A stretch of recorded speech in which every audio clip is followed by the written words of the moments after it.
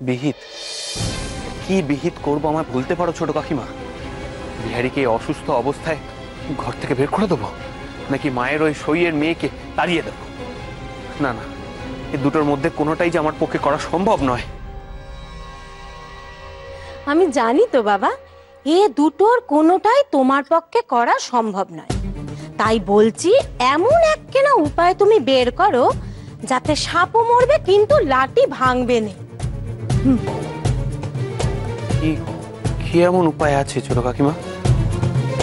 আমি তো শুধু একটা কাজই করতে পারি, সেটা হচ্ছে বিনোদিনীকে আমি বিহারীর ঘরে যেতে বারণ করতে পারি।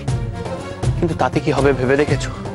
লোকের সন্দেহ আরো বেড়ে যাবে এবং তাতে আমাদের পরিবারের সম্মান কমবে, বই বাড়বে না। মাথা খাটাও মহিন, মাথা খাটাও।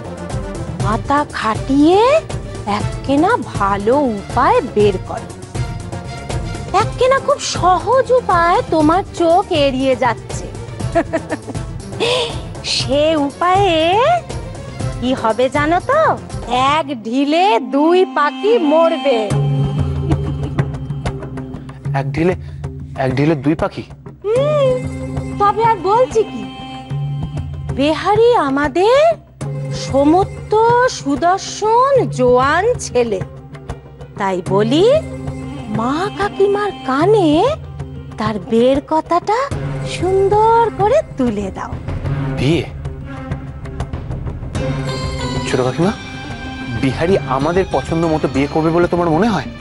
না, মনে তো হয় নে, আর সেও হয়তো করবে নে। আমি তো শুধু তোমায় বলেছি কথাখানা পারো।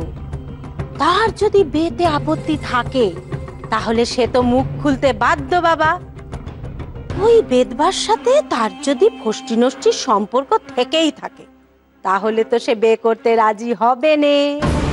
তাই জন্য বাবা, আমাদেরকে কি করতে হবে?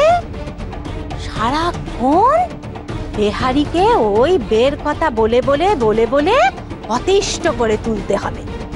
তাহলে তার মনের আসল কথাখানা বেরিয়ে পড়বে।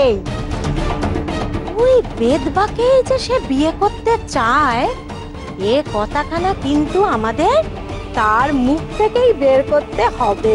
কি বলছো কি ছোট কাকিমা? বিয়ে করতে চাইলেই হলো? এই কথা যদি মায়ের কানে যায়, মা তোকে একবারে ঘাট ধাক্কা দিয়ে বাড়ি থেকে বের করে দেবে। ও মহিন, বাপ তুই বড্ড ছেলে মানুষ রে, বড্ড ছেলে মানুষ। এইটাই তো চাইছি, বর্দি তাকে ঘাড় ধাক্কা দিয়ে বের করে দিক। এই জন্যই তো আমি মাথা খাটিয়ে খাটিয়ে খাটিয়ে খাটিয়ে এত এত ভালো ভালো বুদ্ধি বের করে তোকে দিচ্ছি।